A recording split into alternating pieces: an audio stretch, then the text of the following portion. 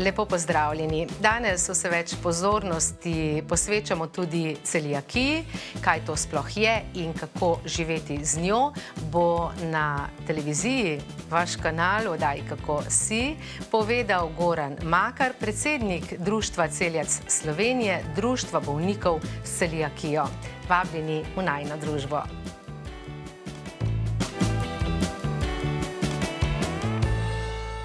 Lepo pozdravljeni, spoštovane gledalke, cenjeni gledalci v novi izdaji oddaje Kako si na vašem kanalu. Tokrat se bomo pogovarjali o res zelo pomembni vrednoti, to je zdravje. Mnogi se srečujemo z različnimi tovrstnimi izzivi, na srečo pa marsikaj lahko omilimo tudi sami, če seveda vemo, kako, kdaj.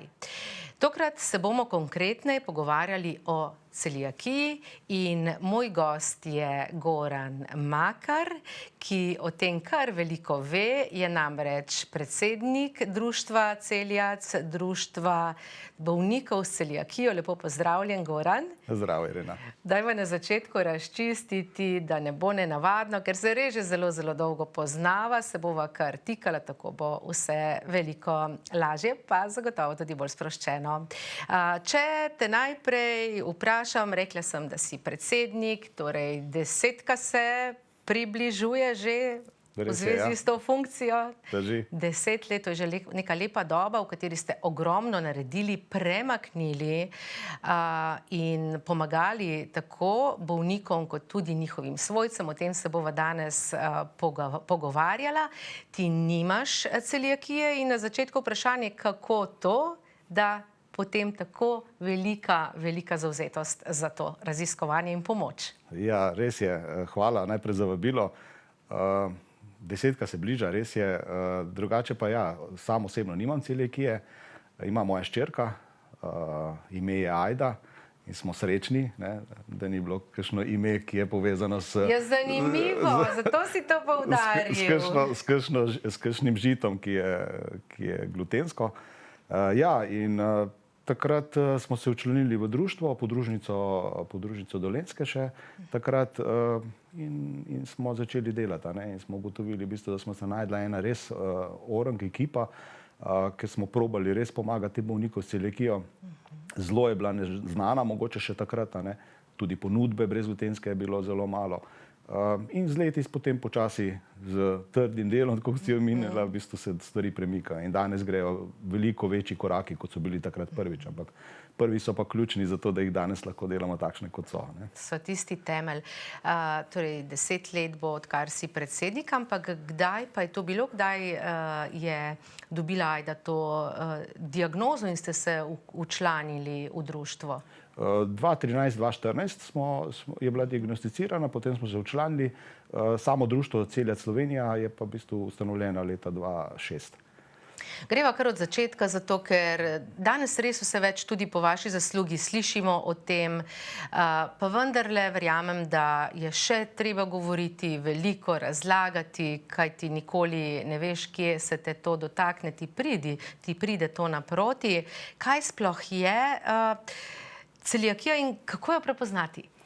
Ja, jaz si bom pomagal z našo zloženko, ker je naziv tak kar dolg, veliko izrazov. Torej, kaj je celiakija? Je neozdravljiva, kronična, sistemska, avtoimuna bolezen, ki je posledica preobčutljivosti na gluten. To pomeni, da telo, ko enkrat zboli, se pravi, mora biti gensko pogojeno, moraš imeti določene gene, in potem obstaja možnost, da ne zboliš, obstaja pa tudi dokaj velika možnost, da tudi zboliš. Gre za nek trigger, za nek trenutek, ko se nekaj v telesu dogaja in takrat v bistvu se sproži ta mehanizem in ko se enkrat sproži, je pač, tako kot sem omenil, doživljenjska. Treba izločiti gluten. Zdaj, mogoče, če pogledamo posledice oziroma kakšni so pogosti simptomi, velikokrat govorimo o celiakiji, da je to 1000 obrazov, velikokrat se pri vsakem človeku se na nek drug način izpostavlja.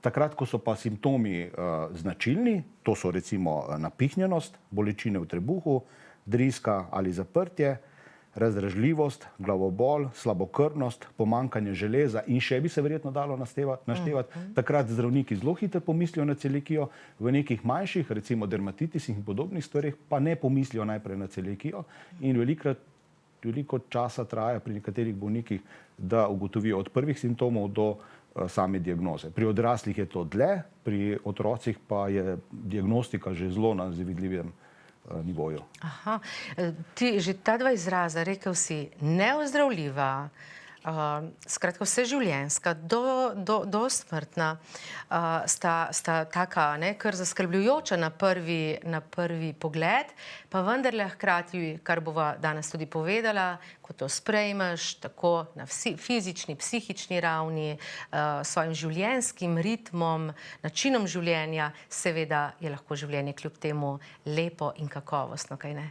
Res je, velikokrat se hecamo v društvu, če bi postavili v vrsto bolnike s celiakijo, pa mogoče zdaj, če primerjamo tukaj z nekom, ki je navzven njegova zdravstvena hiba na nek način vidna, ne pogruntamo, ne vemo, kdo je tisti, ki je bolnik s celiakijo.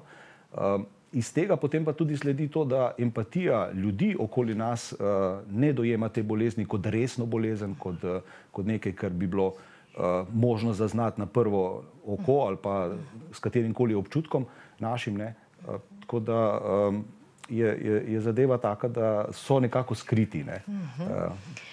Potem pa tudi, ko imajo težave, seveda niso v javnosti, ampak so v bistvu na stranišču. Ja. Celiakija torej ne izbira let, ne izbira poklica, izobrazbe, standarda in tako naprej. Če takole malo na hitro preračunam, je bila Ajda takrat pravzaprav mladostnica, pubertetnica. Če je to bilo pred... Še prej, v bistvu na začetku osnovne šole. Ja, na začetku osnovne šole. Aha. Ampak recimo v različnih življenjskih obdobjih se to zgodi. Je to poleg teh fizičnih ovir, ki se potem pojavijo in sprememb, ki jim morajo ti slediti, tudi na psihološki ravni se kaj zgodi? Dobro, praviš, ona je bila na začetku osnovne šole, nekdo je pač, pubertetnik, nekdo je pri 40, ne vem, morda 50 letih, da je to tudi v tem smislu, ojoj, vse se je obrnilo na glavo. Točno, Irena, to si tako dobro zadela, res. Sprememba življenja pomeni v bistvu način prehranjevanja, ki ga spremeniš. Vemo pa, da način prehranjevanja je v bistvu naša osnovna potreba, ki jo je treba udejanjati vsake toliko časa. Če imaš omejitev, imaš občutek, da je treba še bolj pogostoma. Ob tem izbira hrane tako, da je varna, za bolnika s celiakijo je zelo malo zunaj doma in je res dejansko vse osredotočeno na dom in seveda na tisto, kar pripraviš doma in neseš pač potem seboj na nek način. In ta psihološki del je res zelo močan. Mi smo ga v društvu zelo hitro zaznali in dejansko na tem področju delamo zelo veliko. Ena od takih pomembnih stvari, ki se nam zdi, takoj, ko se včlani nek novi član, nek bolnik s celiakijo, pristopimo tako, da smo si postavili celo kriterije v društvu, da v 24 urah dobi mentorja. Vedno nam to ne uspe, ampak poskušamo. Se pravi, imamo odzadaj ogromno enih mentorjev, ki so podučeni, ki vejo, kako pristopiti, na kakšen način pristopiti. In ključna stvar v prvih korakih je, da imaš nekoga, ki te sliši in ne samo, da te sliši, ampak da tudi te razume. Razumete pa lahko tisti, ki je skozi isto zgodbo šel. Ja, način prehranjevanja se spremeni, seveda hrana se spremeni in danes v 3. tisočletju, ko je ta naš življenjski tempo, tudi delovni tempo znotraj življenjskega, izjemno hiter in smo danes tukaj in jutri tam, tudi v poslovnem smislu, pisarna, teren in tako naprej. Seveda pa je hrana, je potreba po hrani vsakodnevno in prav je tako, to še dodatno potem pomembno in tako kot praviš, da ničesar ne prepustiš naključju, da si to res pripraviš sam, da ne čakaš, saj morda pa v tem mestu imajo, a ne, restauracijo ali jedilnico. Ja, res je. Težko je zagotoviti v bistvu ta zelo oster standard. Se pravi, brez glutena. Če nekdo napiše brez glutena, to pomeni, da mora zagotoviti res visok standard. Mogoče sem prinesel s seboj en tak list, ki bo mogoče to razložil. Zdaj, jaz sem tudi predavatelj, pa sem mogoče tega lotil predavateljsko. Torej imamo takole, če je naziv brez glutena, pomeni po uredbi, evropski uredbi, torej 20 ppm-ov. Ja. Se pravi, glutena je lahko v izdelku pod 20 ppm. Se pravi, takole, če postavimo, da je možno bolje videti. Se pravi, to je 20 delčkov od milijon. V teži bi to pomenilo 20 mg, torej ne 20 gramov, ampak 20 mg na kilogram živila. Da si to lažje predstavljamo, tudi našim bolnikom na ta način najlažje predstavljamo, kako strogo je to. Torej 20 ppm pomeni, če delimo torej teh 20 proti milijon in to predstavljamo kot zrno pšenice, se pravi, ki niso dovoljena, ki imajo gluten, torej če imamo 20 zrn pšenice, ki ima gluten in od spodaj milijon zrn ajde, ki pa ne vsebuje glutena, in če to med seboj matematično podelimo, dobimo eno zrno pšenice na 50 000 zrn ajde. In zdaj, če to damo v mlin, zmeljemo in dobimo ven moko, je ta moka na meji. Se pravi, eno zrno pšenice na 20 000 zrn ajde. Ali drugače nekateri celo rečejo eno zrno pšenice v kilogramu riža. Recimo, če se slučajno najde in to zmeljete ali pa pojeste skupaj, je v bistvu že čez mejo. Nekateri so občutljivi še pod mejo 20 ppm. In zdaj to zagotavljati v eni kuhinji, kjer imate zraven gluten skoraj pri vsakem živilu, je seveda to zelo, zelo težko. Ja.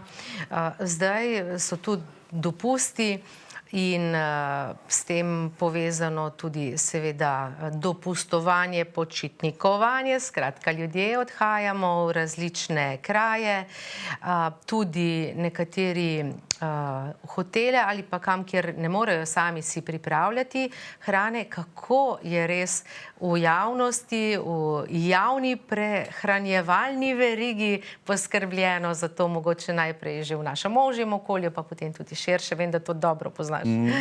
Ja, zdaj dopustovanje pomeni za bolnika s celiakijo in njegovo družino v bistvu načrtovanje. Torej, ne začne se z načrtovanjem, kaj si bomo šli pogledati, po kateri poti bomo šli, ampak predvsem, kje bomo jedli.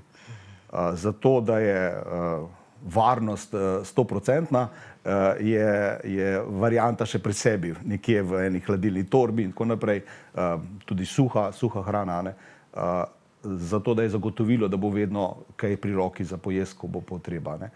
Drugače se pa v bistvu večinoma družine z bolniki s celiakijo v bistvu osredotočajo na destinacije, ki imajo že na splošno v bistvu dobro urejeno brezglutensko prehrano. Tu so seveda moramo izpostaviti Italijo, Španijo, Malto in tako naprej, kjer imajo standarde zelo visoke in lahko dobesedno na vsakem koraku, bi rekel, v večjih mestih dobiš brezglutensko ponudbo in to je res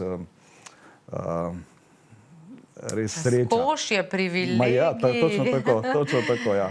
Da si lahko potem sproščen tudi na dopustu, da se res ne ukvarjaš s tem, kako, kje boš jedel, ali bodo težave. Ker res je zanimivo to, kot praviš, da mogoče nekdo, ki tega nima, ne jemlje resno, ker navzven se še dobro, da ni videti. Jaz sem se pogovarjala s prijateljico, ki tudi ima celiakijo in sem rekla, pa res nikoli se ne smeš pregrešiti tako en košček ali nekaj. Je rekla, niti pod razno, ker to so takšne bolečine, potem pri njej je to tako, se pravi trebuhu, da pravi, ni stvari, ki bi me premamila, ker je bolečina tako zelo močna. Res je, drži to.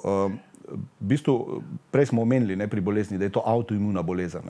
Se pravi, dejansko telo se nekako samo sebe napade nazaj s protitelesi. Protitelesa so pa sprožena z zelo majhno količino glutena.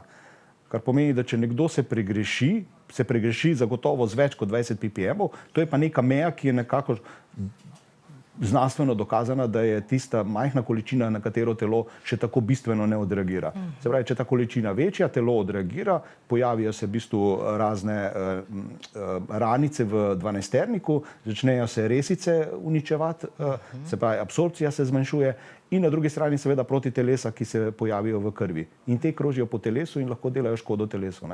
Kar pomeni, da ko se velikrat pogovarjamo o tako imenovani brezglutenski dieti, marsikdo reče, ja, kaj pa ti bo, če boš malce vzel, ker dojemamo dieto kot nekaj, sej, večinoma se moraš držati, ampak zdaj, če kakšno stvar pa se pregrešiš, pa ni nič narobe.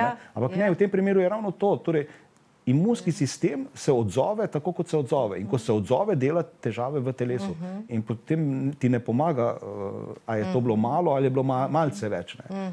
Treba se res držati. No. Ja, izjemno pomembno, morda tisti, ki o tem še ne razmišljajo, se ne pogovarjajo in seveda nimajo tovrstne izkušnje, ne vedo res, da tu ne gre samo za to, da ko nekdo zboli za celiakijo, da se njemu na nek način obrne življenje takrat na glavo, dokler ga spet ne postavi v nek ustrezen ritem, ampak res celotni skupnosti ponovadi to, ta primarna celica, torej družina, zato ker to, kar praviš in si s to formulo pokazal, je že najmanjši delček.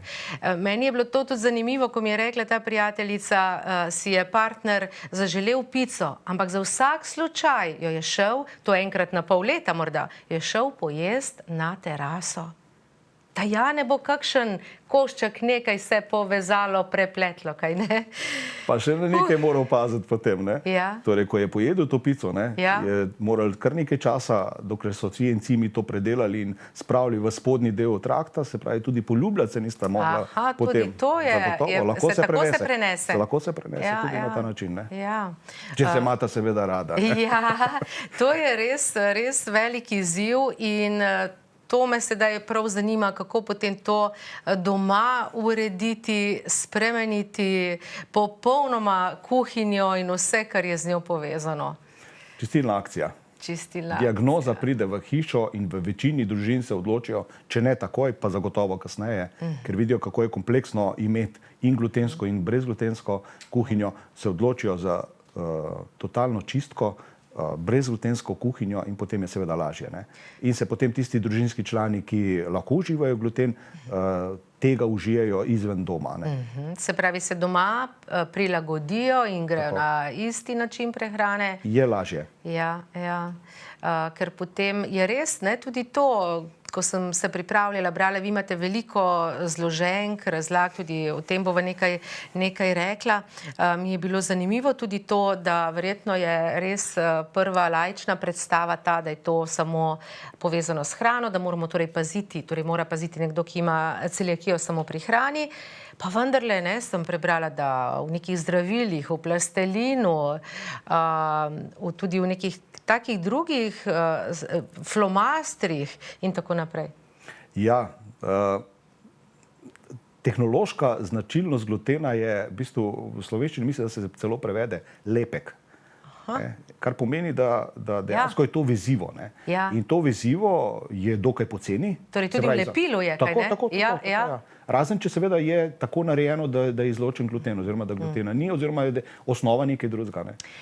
In če lahko prekinem, greva kar takoj v vrtec, kjer otroci so v skupinah nekaj delajo, rišejo, torej z barvicami, seveda otrok 3 leta star, da to barvico tudi v usta, lepijo in spet pride z lepilom. A je tudi na teh proizvodih, izdelkih naj bi bilo to označeno, napisano? Ja.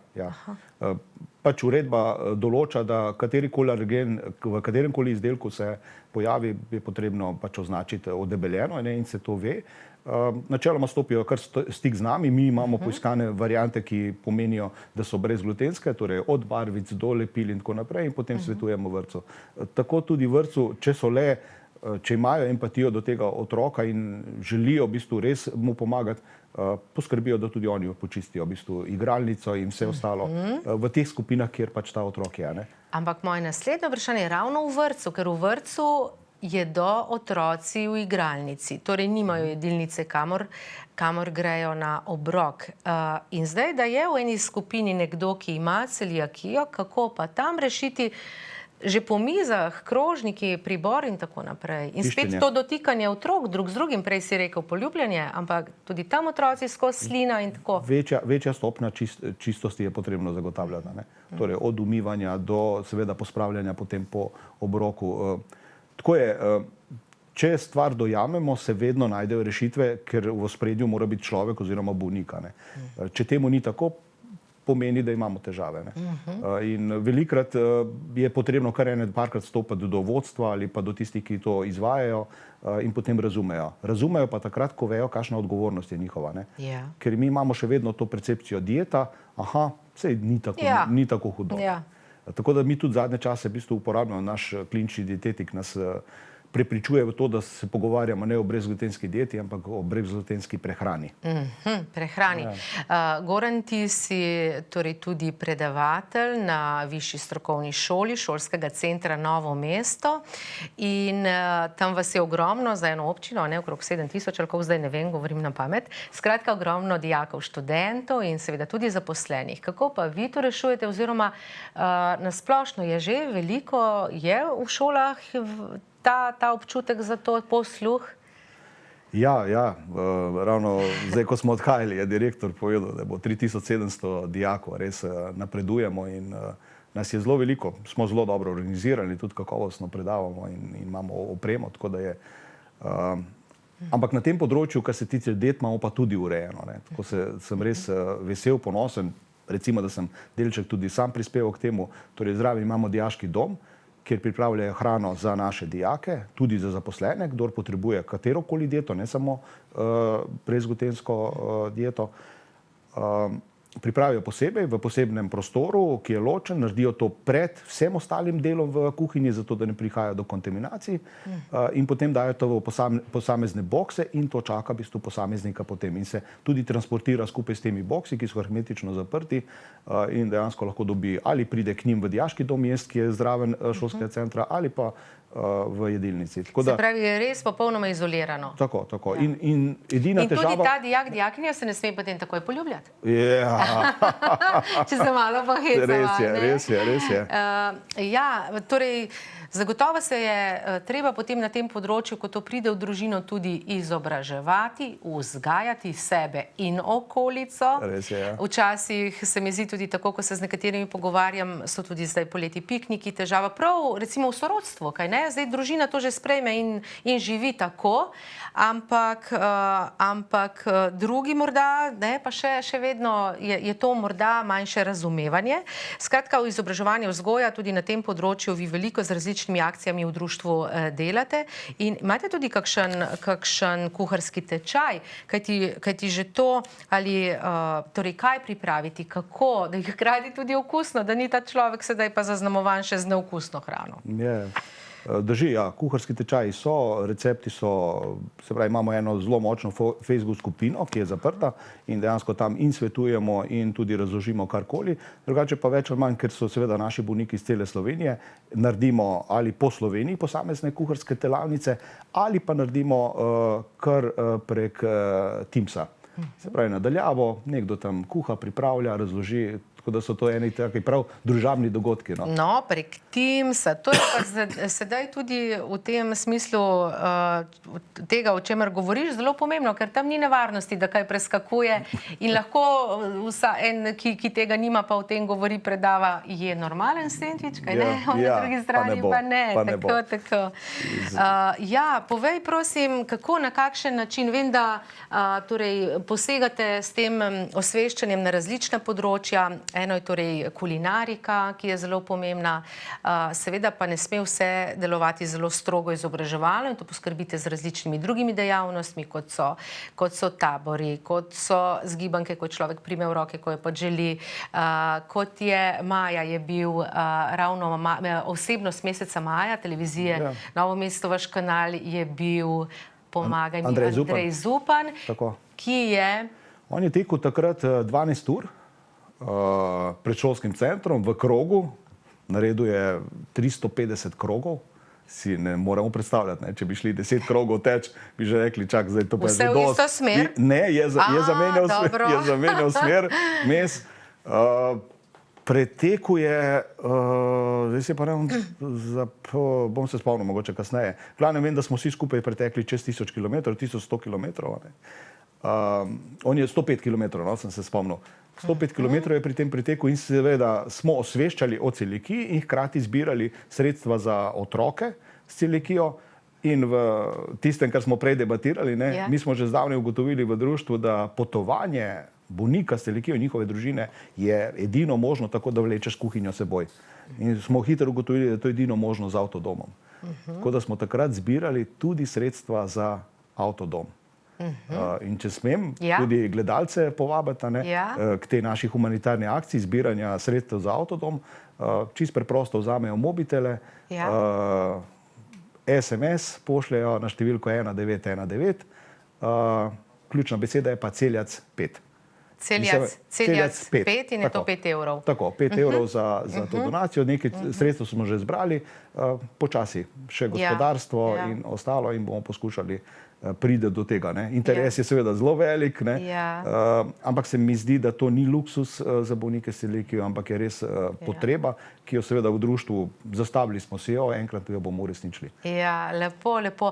Še kakšna akcija, kar nekaj je bilo odmevnih, ki bi jo izpostavil, imate tabor za mladino, otroke, ki imajo... Prav, Ajda ga vodi, no. Ajda ga vodi, no, tako. V Dolenjskih Toplicah, v taboru Mojca. In razlaga tudi o pomenu Ajde. Tudi, ja, tako. V bistvu probamo za vsako strukturo bolnikov s celiakijo, starostno in ostalo, poiskati neko obliko, ki je za njih primerna in jim je všeč. In je potem to neko druženje. Ob tem druženju pa seveda poteka rehabilitacija, ki jo sploh niti ne zaznamo, ampak koliko enih zgodbic se potem razplete med njimi, povežejo se. Ker človeka lahko razume, če je izkušnjo že imel. Ja, to si mi zdaj vzel z jezika, to mreženje z isto mislečimi ali pa z ljudmi, ki imajo v tem primeru isto diagnozo, je verjetno več vredno kot ne vem kakšna teorija nekje. In tudi ta medsebojna podpora na sveti, neki iz lastne izkušnje, primeri dobrih praks, opozorila na nekaj, na kar morda nekdo še ni bil prej pozoren. Pa tudi verjetno je to pomembno, taka druženja, kot je ta tabor, za gradnjo, utrjevanje občutka lastne vrednosti. Da ni s tabo, sploh tam en otrok, ali pa pravim pubertetnik, mladostnik, nič narobe. Ker v iskanju lastne identitete lahko to nekdo čuti kot nek primanjkljaj, kot neko oviro. V bistvu mi temu rečemo kar socialna izključenost zaradi prehranjevanja, ker vemo, da socialne stike mi ustvarjamo tudi preko hrane, to je naša družabna poanta ali pa ne. In to socialno izključenost poskušamo zmanjševati pa s tem, da seveda dvigujemo njim samozavest. In samozavest lahko dobivajo sami med seboj, ko se družijo, ko si izmenjujemo izkušnje, ko jim lahko mi kot društvo nekako postavimo, gremo naprej. Smo prvi v vrsti, recimo. Ja, veliko ste že v tem obdobju in še boste in verjetno bo tudi ta obletnica lepo vse to izpostavila v tem času, torej naredili v Društvu Celiac Slovenije, torej Društvo bolnikov s celiakijo. Ob zaključku mogoče sem še kakšen zanimiv statističen podatek, če ga imaš, moški, ženske, starost, kje je zdaj tisti vrh pri nas v Sloveniji po številu recimo bolnikov s celiakijo, katera skupina zelo izstopa navzgor? Od 1 do 3% je običajno v populaciji diagnosticirana celiakija. Večji procent imajo ženske, so tudi nekoliko ali pa ste nekoliko bolj tem avtoimunim boleznim naklonjeni, ali kakorkoli rečem. Velikrat, če kdo že ima neko avtoimuno bolezen, je verjetnost, da bo tudi, če ima gene, tudi celiakija zraven. Drugače pa vse več se dela na celiakiji, vse več se tudi sistemsko rešujejo stvari. In jaz mislim, da imamo dobro prihodnost za bolnike s celiakijo. Tudi tiste, ki še prihajajo, je spodnja starostna meja, kdaj se to pojavi? Ko se vnese gluten v telo. Se pravi, takoj po vnosu hrane pri 6-7 mesecih. Kdaj se bo pa sprožilo, je pa potem stvar pač nekega triggerja. Ja, koliko zanimivega. Hvala, Goran, ker si prišel v studio, nam predstavil tako nazorno te stvari, zagotovo tudi zato bomo zdaj še bolj pozorni, še bolj spoštovali sočloveka, tudi tega, ki to ima, in se prilagajali, kadar se le bomo lahko, kajti to res ni enostavno. Pomembno je, da smo pozorni drug na drugega, kajti je to sobivanje izjemno pomembno tudi na tem področju. Hvala še enkrat, vse dobro želim tako tebi, kot seveda tudi društvu, da še naprej delate te pogumne, smele korake, pomagate tem, ki imajo celiakijo, in osveščate tudi vse nas. Hvala tudi tebi za vabilo, za pozornost. Ti izročamo tale lonček, ki je tukaj na mizi, za spomin na današnje srečanje. Hvala lepa in tudi vam, spoštovane gledalke, cenjeni gledalci, hvala, ker ste bili v najini naši družbi. Vse dobro vam želim do prihodnjič.